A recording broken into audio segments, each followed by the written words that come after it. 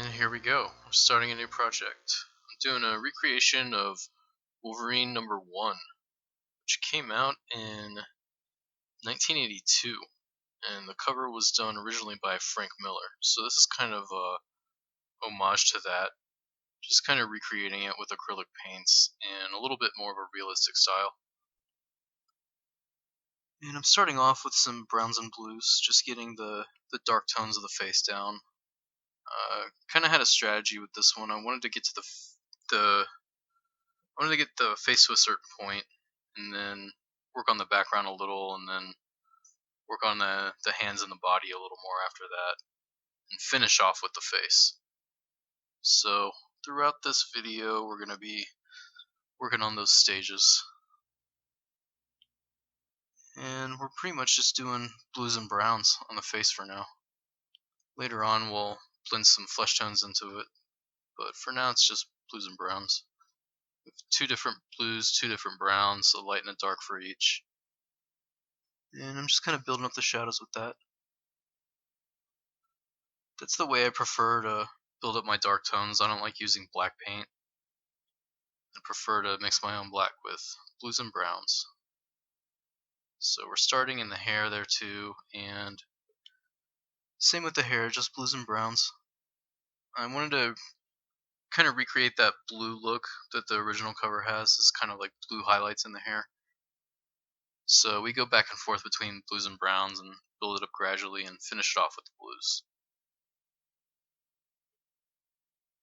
For the face, I wanted to add a little bit more detail than the original reference, so I looked at some pictures of Hugh Jackman and copied his forehead a little bit, the way his brow furrows when he's mad.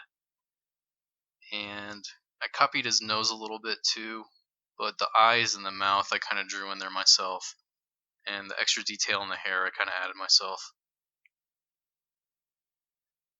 But I did use a little bit of Hugh Jackman in there. It doesn't really look like Hugh Jackman, the end result, but I wasn't really going for 100% Hugh Jackman. Just wanted to copy the way his forehead worked. And there I am starting on the background.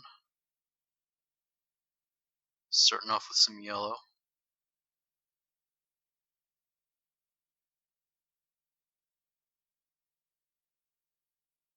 Getting some red in there now.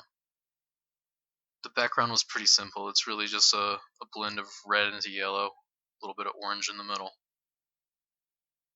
And I just blended the red right over the yellow to make the orange. Right there. A little bit of a transition. And I'll go back over the red with the yellow, kind of even it out. There it is right there. When you go over a lighter color with a darker, or when you go over a darker color with a lighter color with acrylic paint, depending on how watered down you have it, it's not gonna go over exactly. It's gonna settle in a little, and you can see by now the yellow that I put in is dried, and it's not really visible as yellow. It kind of just makes the red a little more rich, and it kind of eases that transition a little more. But that's something to keep in mind. You're not gonna be able to put yellow right over red and have it look like yellow. If you want to do that, you might want to prime it up with some white first.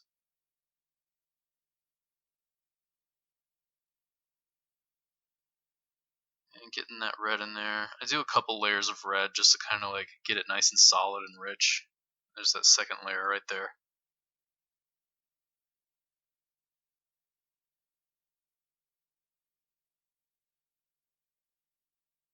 I like the way acrylics look. You can kind of see the brush strokes a little bit. It's just kind of a cool look to it. Definitely a different effect than you would get with painting, with watercolors or with oils. You can see a little bit more of the brush stroke with acrylics. And I just think it looks cool when you build it up in layers.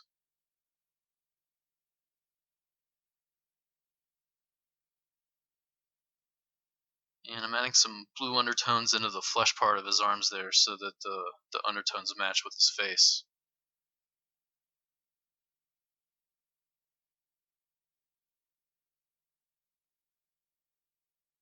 And just building up those dark areas with some dark brown. Built the color in the eyes up a little bit with blues and browns, but mostly browns. Just adding a little bit of blue to get the darkness around the edges and in the pupils.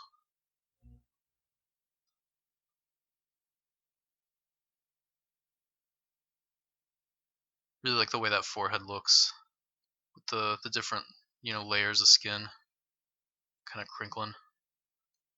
crinkling over each other.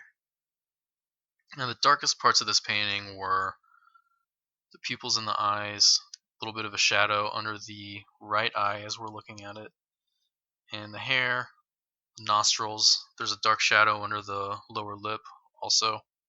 So you want to hone in on those, get them as black as you can get them, and then go from there. I like to build up my darks and then go to medium tones and then finish it off with light tones, preserving the white of the paper as the highlights. Which the end result of this one, I didn't really let too much of the white show through, mostly in the claws and like a little bit in the forehead and the white in the eyes, just a little bit of a highlight in his chin.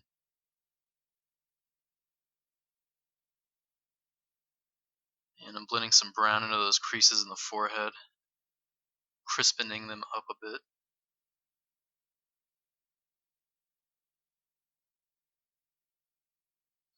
That shadowy side of the face was a lot of fun to work on. And I did this painting with a tripod. I rigged myself kind of a tripod out of a GoPro and some coat hangers. And you can see on the side of the paper there, the coat hangers are taped to the board that I'm using. And I have the paper taped down too to fix it. So it was a lot easier to work like this than it was with the GoPro strapped to my head. And I think the end result is a lot better. Those older videos I did were a lot harder to watch than this because I'm always leaning in and leaning out and dipping into my paint. But this way, that camera stays still and you can see everything that's happening. So definitely filming everything like this from now on. It was a big improvement in my opinion. And you can see the corners of the mouth are pretty dark too. That's probably, add that to the list of the darkest parts of this painting. That shadow.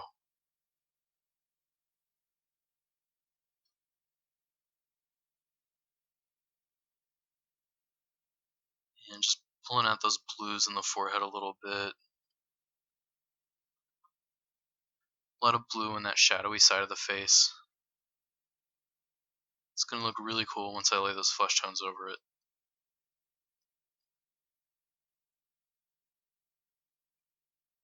And I'm building up the hair a little bit more, just bit by bit with the blues and browns, adding layers and highlights.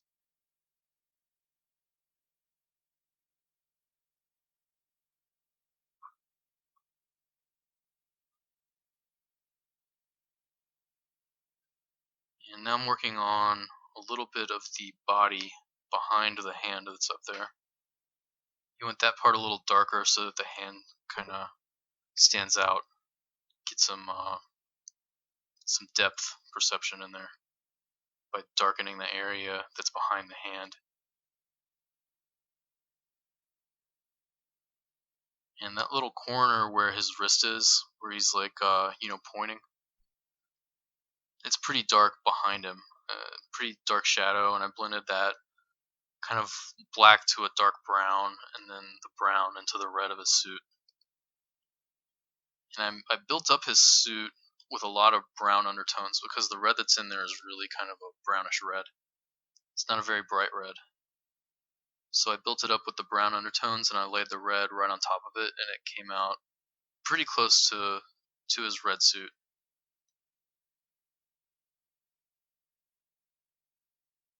And it's a little bit more of a realistic depiction, so I'm using richer colors than the original artwork was done with.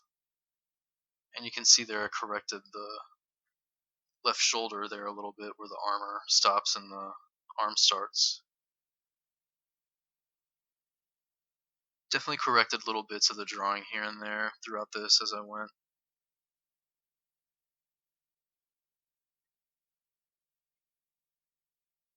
Working on the gloves.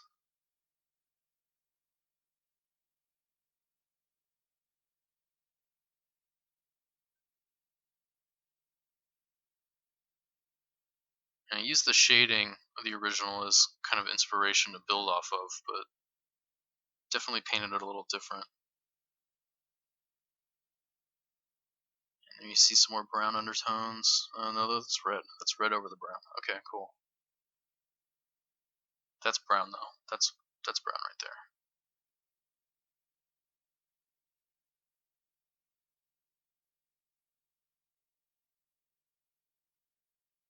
And there's some kind of like yellow parts of the suit too.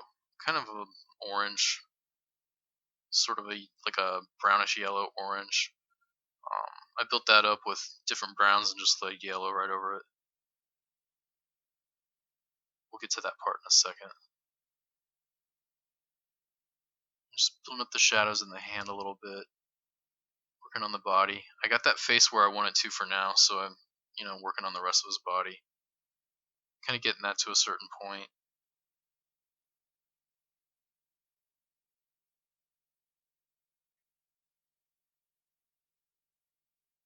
A little bit more brown in the hair there. I try to get a little bit more detail in with each layer and build off of it with the next. I'm pretty happy with how the hair turned out with this one. And working on the armor some more, putting some red over that brown. Now this part there, that's like part of his hood that's pulled back. There's definitely some black parts to his mask, but I wanted the black of his hair to be a little bit darker, so I left his mask as kind of like a dark brown. I don't know, I wanted the hair to stand out more, so I just made that darker. The mask isn't really much of a focus as far as the end result. I felt like I just needed enough of it there to tell that it's pulled back. And I made the red parts of the mask a little bit brighter than the red underneath, because I wanted it to kind of stand out a little more, so you know that that layer is on top of the one that's underneath it.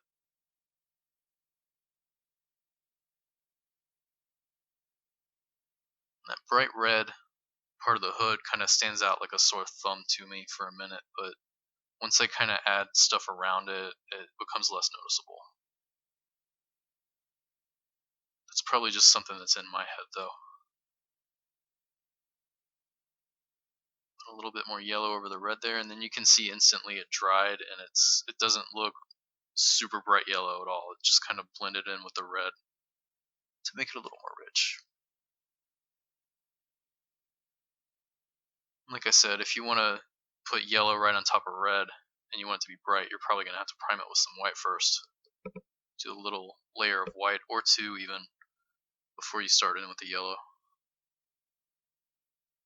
And there I'm just expanding on the blue undertones in the arms, kind of getting some more muscle definition in there.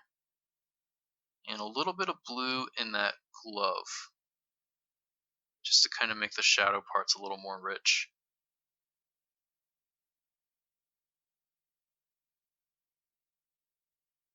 Adding some red in that glove. Reds and browns in the one I'm working on now.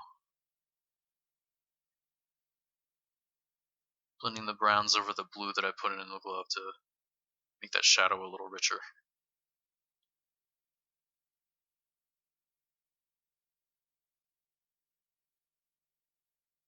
The hair was a lot of fun to work on. Throughout doing different layers of blues and browns, I could kind of see what it would look like if I just used browns for it.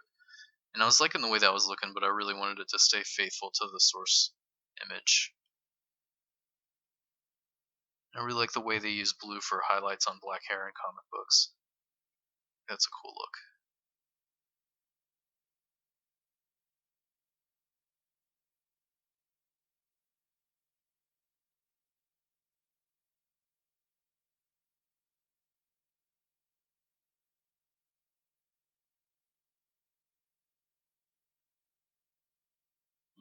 And some more detail to the gloves. You can notice I added a little bit of a vein into his bicep there with the blue.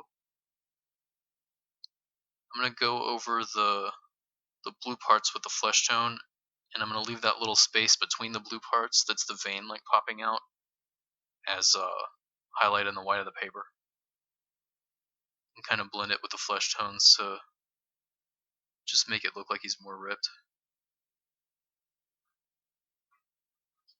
And I'm leaving a highlight of the white of the paper on the knuckles there, but changing the lighting a little bit from the original picture too.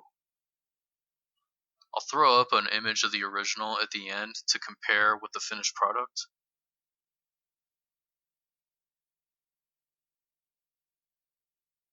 So you can see what they both look like right next to each other.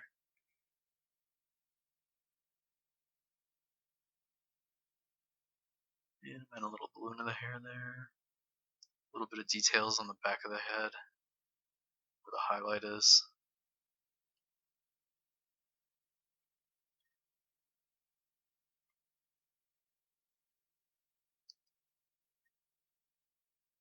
Definitely want to do more Wolverine paintings in the future. His hair is a lot of fun. And I'm going to do the same thing with his beard that I'm doing with his hair with the blue highlights. But leaving a little bit more of the white of the paper in that left side of the beard.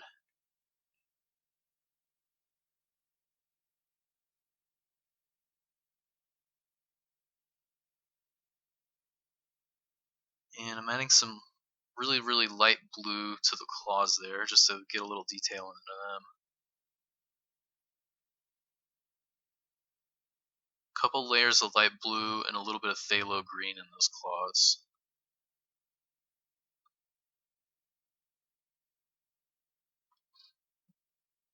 And there I'm tweaking the face a little bit. I'm putting a little bit of light brown on a couple parts here and there, blending out from the blue.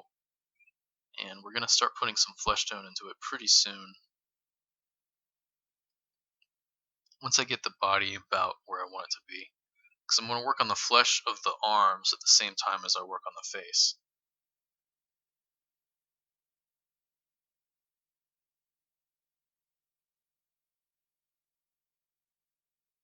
This one I definitely strategized a little bit more with. And I think I probably spent a little bit less time on this one than I did on the Breaking Bad painting. I think this one was probably just shy of 10 hours over the course of a few days. Got it done a lot faster than I did the Breaking Bad one. But I guess this was just because I had really good source material and I knew exactly what I was doing. With the Breaking Bad one, I was figuring out a lot of that smoke as I went along. And adding some brown into the hair.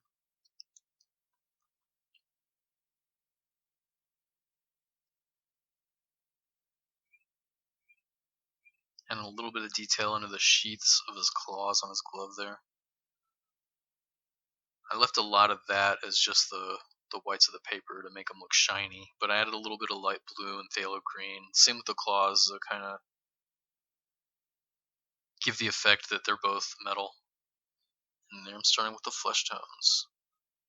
And I'm just putting those flesh tones right over the blue and blending it out into the white of the paper.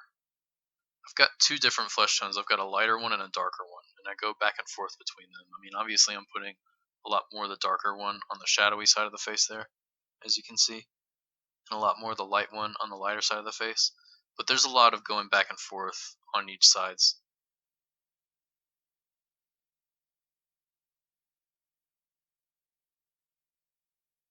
And a little bit of that blue still shows through. I kind of like the way it looks.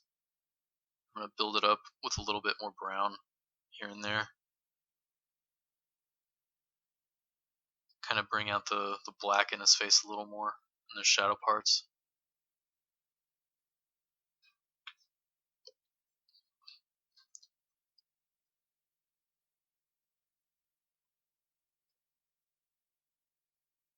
But I ended up covering a lot of the white of the paper in the face itself.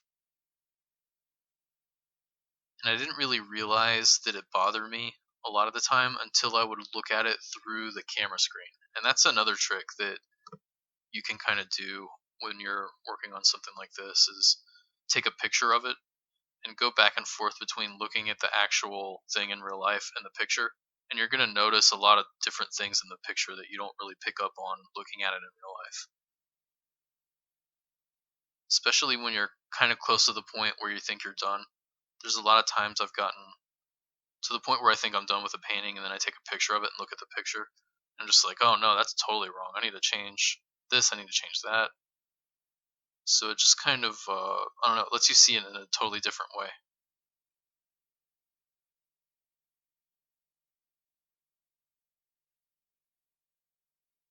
Fill in that hair in a little more, getting those layers together. And I'm working on those muscles too at the same time. And a little bit of brown onto the flesh tone that I put down. Kind of even it out a little. I definitely get the flesh tone down and then go into it with some browns and blues here and there.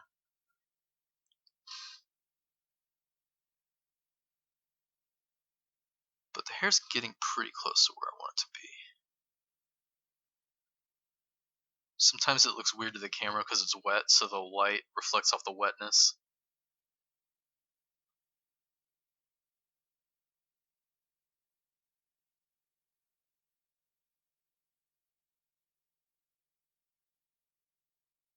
Working on that mouth a little bit. Toward the end of this painting, the mouth was really bothering me. I spent a lot of time kind of tweaking the mouth and the teeth. I didn't want the teeth to be too noticeable, but I definitely wanted those fangs to kind of stick out and be like a little more prominent than the rest of his teeth.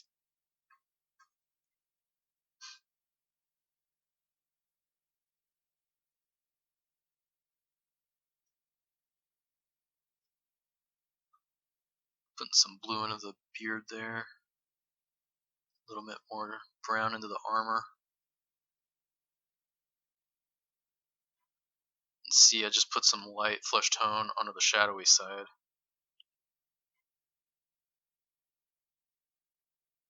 And same there. And there I'm covering the last of the whites of the paper with the flesh tone.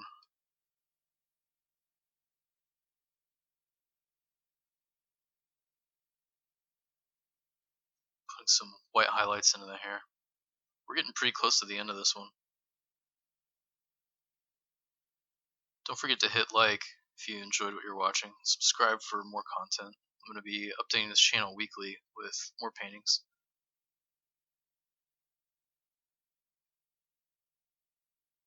And if there's a project you'd like me to take on, leave me a comment. I'm open to suggestions. And I don't have much of an idea for what I'm doing next.